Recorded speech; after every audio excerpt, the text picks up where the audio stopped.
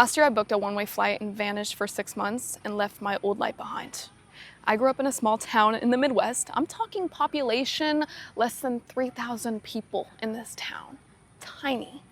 And when I say small, I mean the kind of small where a trip to the grocery store turns into an hour-long event. And I was just there last December. I remember bumping into my first grade teacher, my mom's coworker, my second cousin, and my ex-best friend. All in one trip. That's how small this town is. Everybody knows everyone. Everyone knows your business, where you work, who you're dating, what you're doing with your life, and if they don't know, they're gonna ask. Or they're just gonna assume, to be honest. And somehow the whole town finds out anyway, within days. And for a long time, that felt like comfort, it felt like safety, and I knew where I belonged. And I knew what my life was gonna look like because I could see it all around me and everybody that was around me. So people I went to high school with were getting engaged, buying houses 3 streets over from their parents, posting pregnancy announcements. The path was clearly laid out for me.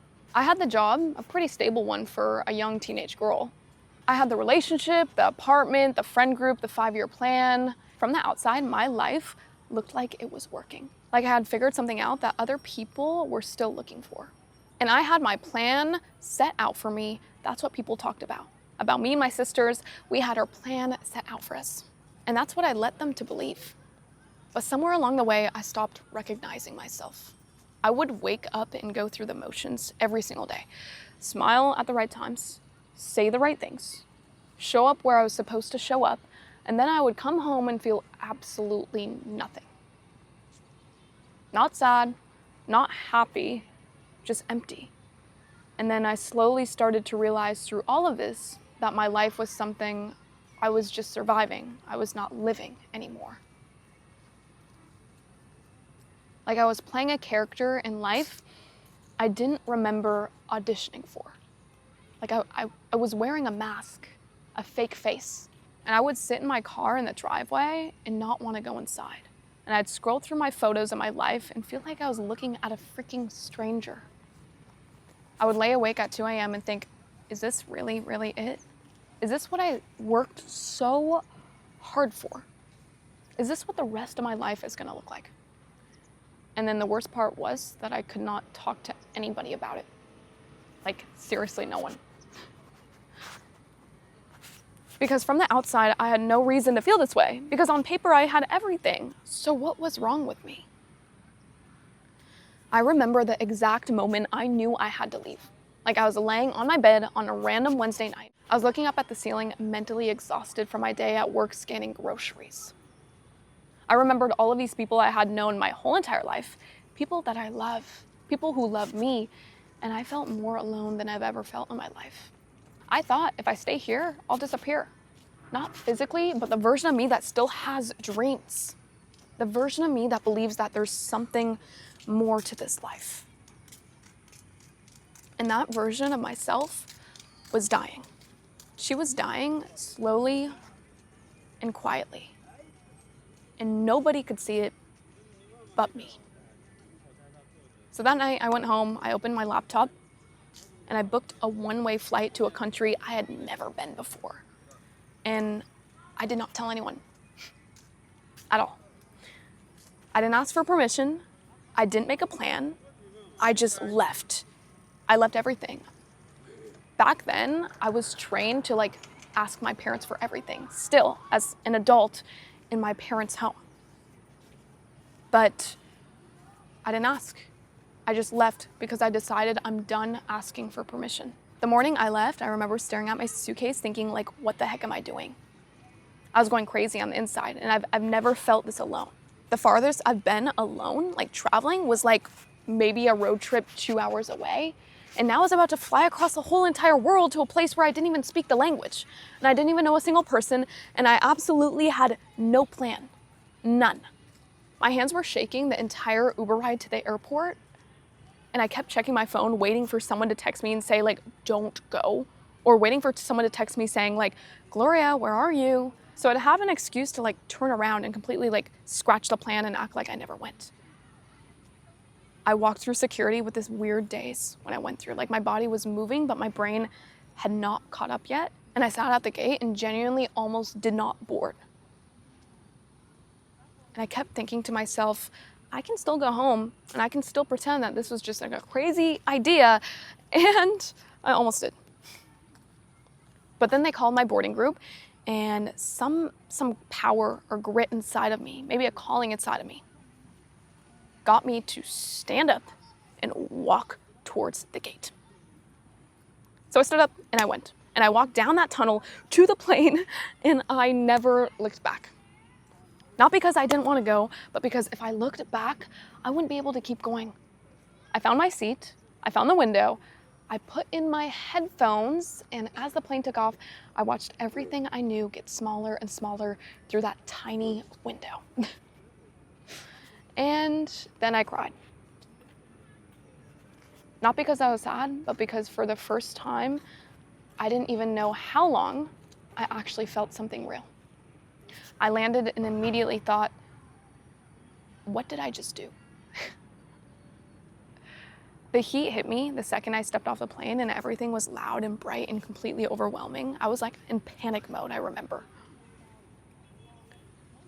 There were signs I could not read, languages I could not comprehend, and people speaking in a different language around me that overwhelmed me because I had no idea what they're even saying. I had no idea where I was going and what was going on.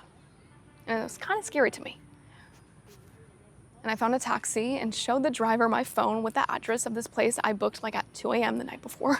He nodded to me when I approached him, and we drove through streets that looked like nothing I've ever seen before. And I just sat in the back seat, watching this whole new world go by, thinking like, nobody knows where I am right now. Nobody. No one from home knows I'm here. I could literally disappear, and it would take days for anybody to figure it out. And that should have been scary, but honestly, it was super, super thrilling. Something in me was like being shaken awake. And it felt like for the first time in months, I could actually breathe. So I got to my room, I dropped my bag, sat on this tiny freaking bed, and just sat there. No plan, no itinerary, no one expecting me anywhere. Just me in 6 months of upcoming adventure in this new country ahead of me. I had no idea what I was doing, and for the first time, that felt completely okay. So here's the part that doesn't make it on the Instagram posts. The first few weeks were super, super rough.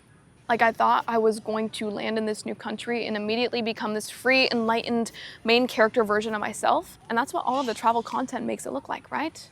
Girl books flight, girl finds herself, and girl lives her best life. That's how it goes, right? Yeah, no, that's not what happened. What actually happened was that I ate alone every single night for like 3 weeks straight, and not a cute treating myself way, and more so of a don't make eye contact with me way out in public. So I wandered around and I had no idea where I was going. I got lost constantly, and I would take breaks at 7-Eleven to just get my reins together, buy some food, and ask around to figure out like where are the places and where the heck am I even going. And I got to a point where I was missing home, and I missed everybody because it was familiar and it was what I was used to. And I had this loneliness creeping up inside of me that I did not expect. And I kept asking myself, why the heck did I do this? Because here's the thing, I thought I knew what lonely felt like. I was lonely back home, surrounded by people who knew me. But this was a different kind of lonely. This was sitting in a room where no one in the entire country knows your name. No one's checking on you, and no one's wondering where you are. There were nights I laid in bed and literally asked myself, like, why did I do this? What on earth was I thinking? I had a good life, and I had people who loved me, and I just left. And I thought about booking a flight home so many times, and I had the airline website pulled up on my phone more than once. But something kept me there. I don't know what it was, maybe stubbornness, maybe hope, maybe just the fact that I'd already come this far, and going back felt like giving up on myself and on my dreams. I'm not sure. I don't know when exactly things shifted. There wasn't like a movie moment where like music swelled and suddenly everything figured out itself. It was more like a slow thaw. I remember this one morning, maybe on month 2. I woke up early, the sun was just coming up, and instead of laying in bed dreading another day of not knowing what I was gonna do, I just got up, made some matcha, some coffee, walked outside, and watched the sunrise. And I realized I wasn't thinking about home. I wasn't thinking about what I was supposed to be doing. I wasn't performing for anyone or trying to be anyone. I was just there, present, existing. And it didn't feel empty anymore. It felt quiet, but like a good quiet, like the kind of quiet where you can finally hear yourself think. And I started noticing things, small things, like the way that the light looked in the morning, the sound of a city waking up, the taste of food I've never tried before, and the feeling of walking somewhere with absolutely nowhere to be. And it was thrilling, and it was lively. I started writing again, just like random stuff in my notes app at first, then actual journal entries and things I never said out loud anymore, things I didn't even know I was feeling until I wrote them down. I was turning my feelings into thoughts, and I felt free for the first time. The biggest thing that surprised me was that I started talking to strangers. And I started traveling more to tourist places. And I talked to people who taught me things that I'm never gonna forget. And somewhere in all of this, I found something I didn't even know I'd lost. My own voice. Not the voice that says what people want me to hear. Not the voice that performs and people pleases and keeps everyone comfortable. My actual voice. The one I had been drowning out for years with busyness and noise and other people's expectations. I was still there, quieter than I remembered, but still there. And once I heard it again, I couldn't unhear it. So around month 4, something else changed. I stopped feeling like I was running away from my old life, and I started feeling like I was running towards something new. I can't explain what it is exactly, but there was this moment where I was walking down this random street in a city I'd never been to, surrounded by people I didn't know, completely alone. And I felt more like myself than I had in freaking years. Not because I'd figured everything out, I definitely had not, but because I finally stopped trying to be someone I was not. I stopped apologizing for wanting more, for feeling like the life I was supposed to want wasn't enough, for being the kind of person who needed to leave everything behind just to find herself. And I stopped feeling broken for not being happy with what everybody else seemed happy with. Because maybe I'm not broken. Maybe I'm just different. And maybe different isn't something that needs to be fixed. I started making choices based on what I actually wanted, not what made sense, not what looked good, and not what made everybody else comfortable. Just what felt right to me, the missing piece of my puzzle. And for the first time in my life, that felt like enough. Coming home was weird after a while, like really, really, really weird. I was terrified that my old self, numb and empty, would start to creep in. I was terrified at the airport. Everything looked exactly the same streets, the same stores, the same people asking me the same questions, but I was not the same. And that's hard to explain to people who watched you leave and expected you to come back the same person. Some people didn't even get it. Some friendships didn't survive. Some parts of my old life just didn't fit anymore after this. And I had to be okay with letting them go. But here's what I gained. I stopped being scared of being alone. I spent 6 months with nobody but myself, and I survived. More than survived. I actually started to like who I was when nobody was watching. When I stopped performing for everybody. I stopped needing everyone to understand my choices because I finally understood them myself. I stopped living for the 5-year plan and started living for right now. Because if those 6 months taught me anything, it's that you can't plan your way to happiness. You have to feel your way there. And I stopped abandoning myself. That's the biggest thing. For years, I was leaving little pieces of myself behind every time I said yes when I meant no. Every time I showed up for everyone else and forgot to show up for me, every time I chose comfort over truth, I lost a piece of myself in that.